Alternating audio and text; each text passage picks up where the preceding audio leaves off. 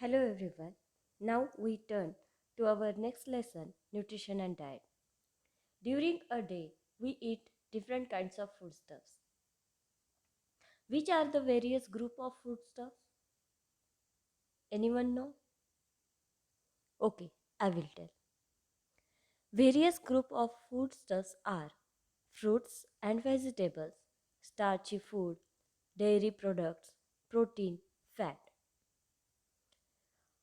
वेगवेगळ्या अन्नपदार्थांची काय आहे तर गट आहेत. अन्नपदार्थांचे गट आहेत. तर ते कोणती आहेत? तर दिवसभरामध्ये आपण काय काय खातो? तर फळं खातो, भाज्या खातो किंवा आपण बटाटे खातो, शाबू खातो. तर हे असे शाबू, बटाटे यांच्यामध्ये काय आहे? तर स्टार्च असतं. तर ही स्टार्च त्याच्यानंतर डेअरी म्हणजे दुधाचे बनलेले पदार्थ खातो म्हणजे डेअरी प्रोडक्ट्स आहेत. प्रोटीन्स आहेत.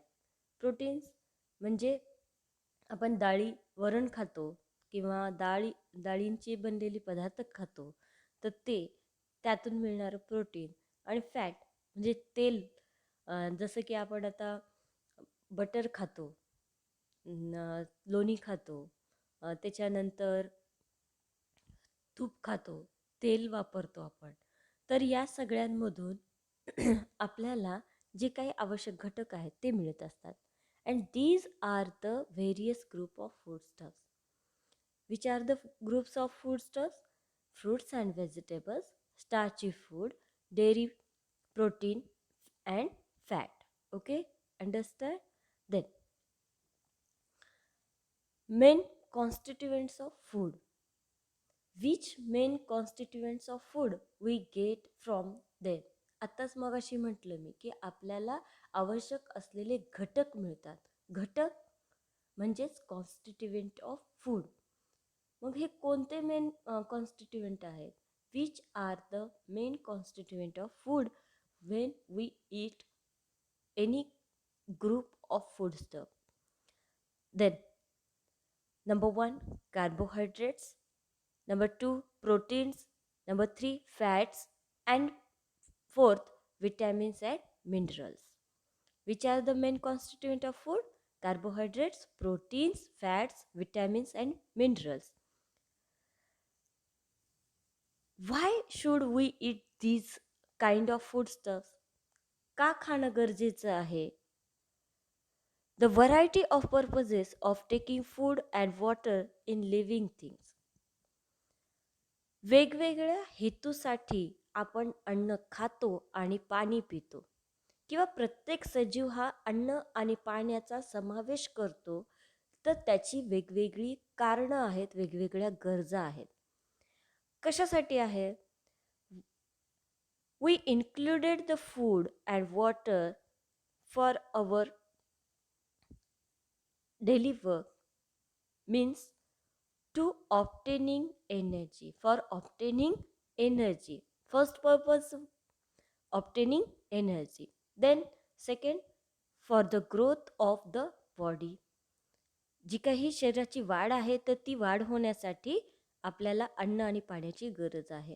त्याच्यानंतर डेली वर्क करतो आपण, काम करतो, तर त्या कामासाठी लागणारी जी ऊर्जा आहे तर ती ऊर्जा मिळवण्यासाठी obtaining energy, growth for the growth of body. Then once again purpose, that is the to carry out day to day function of the body. Inside of the our body, so many functions continuously working. आपल्या शरीराच्या आतमध्ये वेगवेगळ्या प्रकारचे कार्य ही घडून येत असतात. तर ती कोणकोणती आहेत? तर generally in your 5th standard you learn about it, that the digestion, respiration, circulation, excretion, these kinds of functions that carry out inside our body. And to carry these functions need the food and water. Then to fight diseases, जे काही diseases आहेत तर ती diseases म्हणजे कुठलाही रोग जेव्हा शरीराला होतो, फॉर एक्झाम्पल कोल्ड असेल, कफ असेल, एनी अदर काइंड ऑफ, मग कुठल्याही डिसीज समजा डिसीज जर झाला तर डिसीज कशामुळे होतो? When enters the germs in our body. जेव्हा जर्म्स येतात, व्हायरस येतात, बॅक्टेरिया येतात, viruses and germs enters in our body that causes the diseases, and to fight that germs, to kill them, त्यांना मारण्यासाठी आपल्याकडे प्रतिकारशक्ती असणं गरजेचं आहे. टू फाईट डिसीजेस, मग त्यांना मारण्यासाठी आपल्या शरीरामध्ये जी रोगप्रतिकारक शक्ती आहे ती प्रतिकारक शक्ती निर्माण होण्यासाठी आपल्याला अन्न आणि पाण्याची गरज असते. For which purposes we take food and water. कोणत्या पर्पजेससाठी? Number 1, obtaining energy, growth of body, to carry out day to day function of the body, to fight the diseases. Okay. Then nutrients and foodstuffs. Nutrients and foodstuffs. Nutrients, there are 6 main nutrients. जवळजवळ पोषक घटक किती आहेत? तर पोषक तत्वे किती आहेत? तर 6 आहेत. कोणकोणती? आत्ताच आपण बघितलेली. नाउ वी सॉ that carbohydrates, fats, proteins, fibres, vitamins, minerals. Okay, these are the main 6 nutrients. Then what is the nutrition? Nutrition म्हणजे काय? The process of taking in food and water and using it for the growth and other purposes is called nutrition.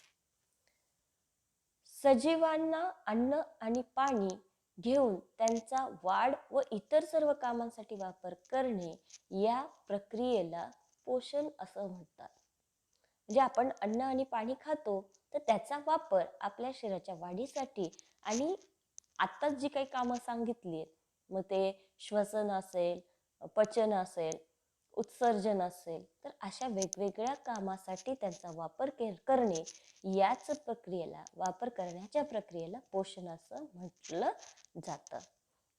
आणि nutrients म्हणजे काय? The constituent of food useful for the many different purposes of living thing. आणि सजीवाच्या वेगवेगळ्या कार्यासाठी जी काही food अन्न घटक आहेत तर त्या अन्न घटकांचा वापर केला जातो. तर त्या अन्न घटकांना काय म्हटलं जातं? पोषक तत्वे म्हटलं जातं किंवा न्यूट्रिएंट्स म्हटलं जातं. What is mean by the nutrients?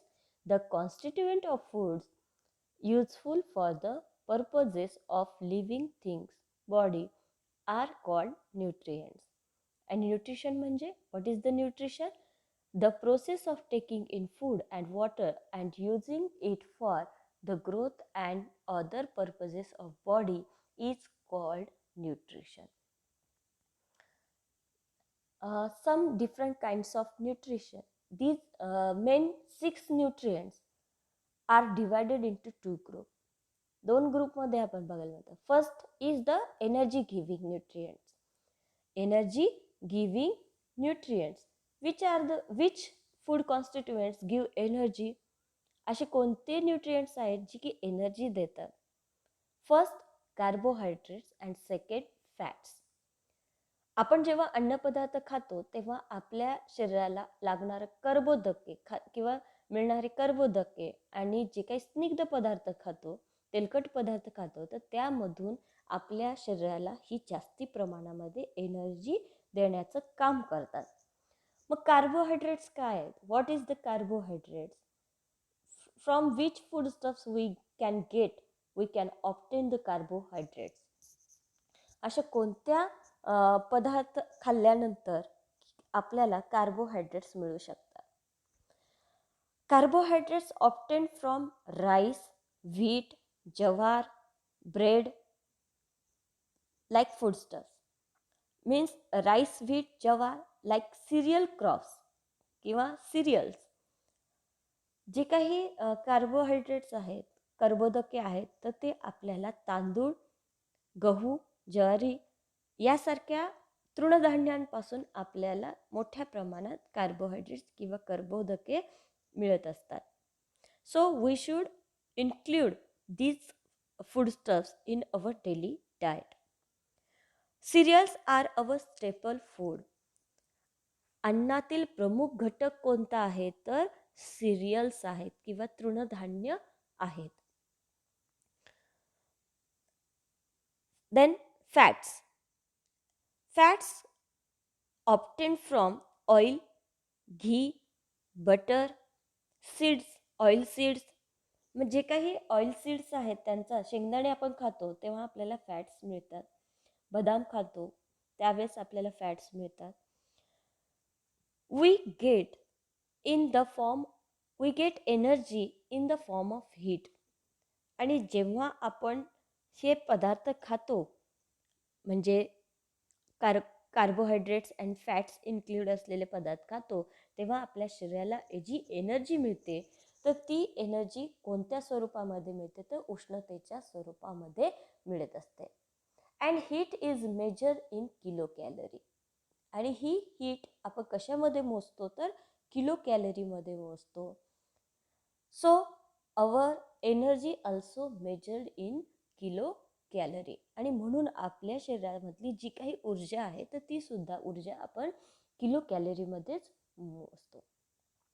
Children of growing age need to get approximately 2000 to 2500 calories from the food they eat.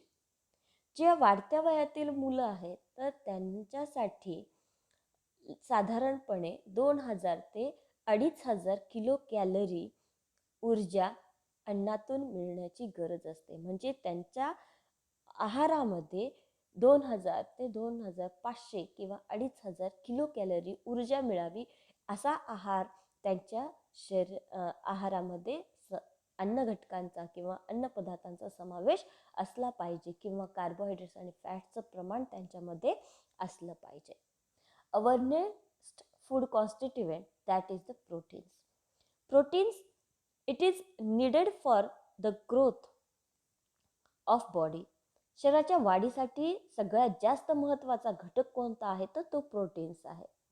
Proteins is necessary for repairing the wear and tear of the body. शरीराची झीज भरून काढण्यासाठी सुद्धा काय केलं जातं तर प्रोटीन्सचा वापर केला जातो. तसंच इतर जीवनक्रिया ज्या काही शरीराच्या आहेत तर त्यांच्यासाठी सुद्धा प्रोटीन्स गरजेच्या असतात. And for other life processes also proteins are essential. And the proteins obtained from sprouts, milk, milk products, meat and eggs. तर असे कोणते पदार्थ खाल्ल्यानंतर आपल्याला प्रोटीन्स मिळू शकतात तर ते आहेत कडधान्य, मोड आलेली मटकी वगैरे खातो आपण, मोड आलेले मूग खातो, दूध पितो, दुधापासून बनलेले पदार्थ खीर असेल, पनीर असेल तर त्यांच्यामधून आपल्याला प्रोटीन्स मिळतात. त्याच्यानंतर मीठ, मांस खातो तर त्यामधूनही आपल्याला प्रोटीन्स मिळतात. त्याच्यानंतर अंडी, तर अंडी खाल्ल्यानंतर सुद्धा आपल्याला प्रोटीन्स मिळतात. आणि प्रोटीन्सचं प्रमाण जर शरीरात व्यवस्थित असेल तर शरीराची वाढही योग्य प्रमाणामध्ये होत असते. Our next food constituent that is our next nutrient and that are the minerals and vitamins. खनिजे आणि जीवनसत्वे हा आपला पुढचा अन्न घटक आहे. It is needed to improve the body's resistance to disease and for other life processes of the body. Minerals and vitamins are important to improve the body resistance. रोगप्रतिकारक शक्ती वाढवण्यासाठी कशाची गरज असते तर मिनरल्स आणि विटॅमिन्सची गरज असते. तसंच दुसऱ्या काही जीवनक्रिया आहेत, लाईफ प्रोसेसेस आहेत, डायजेशन, रेस्पिरेशन, तर त्यांच्यासाठी सुद्धा कशाची गरज असते तर या मिनरल्स आणि विटॅमिन्सची गरज असते. Minerals and vitamins obtain from vegetables and fruits. Fruits खातो आपण, भाज्या खातो, फळं खातो, तर त्यामधून आपल्याला जास्तीत जास्त प्रमाणामध्ये मिनरल्स अँड विटॅमिन्स मिळत असतात. So we should include the fruits and vegetables in our diet. आणि म्हणून यांचा समावेश आपल्या शरीरामध्ये करणं गरजेचं आहे. जे काही भाज्या आणि फळं आहेत तर त्यांचा समावेश आपल्या आहारामध्ये झालाच पाहिजे. These are required in small quantity. Minerals and वॉटरची जी काही रिक्वायरमेंट आहे तर ती खूप कमी प्रमाणामध्ये असते. खनिजे आणि जीवनसत्वे यांचा आपल्या आहारामध्ये खूप कमी प्रमाणामध्ये समावेश असतो. But their deficiency can lead to various diseases. पण जर समजा जास्ती काळ जर त्यांचा समावेश शरीरामध्ये नाही झाला तर त्यांची जी काही डेफिशियन्सी आहे ती क्रिएट होते. म्हणजे अभाव जो आहे तो शरीरामध्ये निर्माण होतो आणि त्यामुळं अभावजन्य विकार होण्याची शक्यता जास्ती असते. If the requirement of minerals and vitamins creates the deficiency for long time in our body that leads to various diseases. आणि जास्तीत जास्त प्रमाणामध्ये जर समजा त्यांचं जी काही रिक्वायरमेंट आहे ती जर होत नसेल तर शरीराला विकार होण्याची शक्यता असते. Then minerals. What is mean by the minerals? The body needs several inorganic substances. शरीराला आपल्या असेंद्रिय घटकांची गरज असते आणि ती गरज पूर्ण करणं गरजेचं असतं आणि त्यासाठी त्यांचा समावेश आपल्या शरीराला करावा लागतो. तर त्यांना आपण खनिजे म्हणजे जी काही असेंद्रिय पदार्थ आहेत तर त्या पदार्थांना आपण काय म्हणतो? खनिजे. The body needs several inorganic substances. They are called minerals. त्यांना आपण काय म्हणतो? मिनरल्स. त्याच्यानंतर after that minerals, vitamins. There are two types of vitamins. दोन प्रकारचे विटॅमिन्स आपल्याला बघायला मिळतात. First water soluble vitamins and second water insoluble vitamins. Water soluble vitamins and water insoluble vitamins. What is meant by the water soluble vitamins? Vitamin B, first of all, which are the vitamins? कोणती आहेत? A, B, C, D, E and K. Near about 6 main vitamins. A, B, C, D, E and K.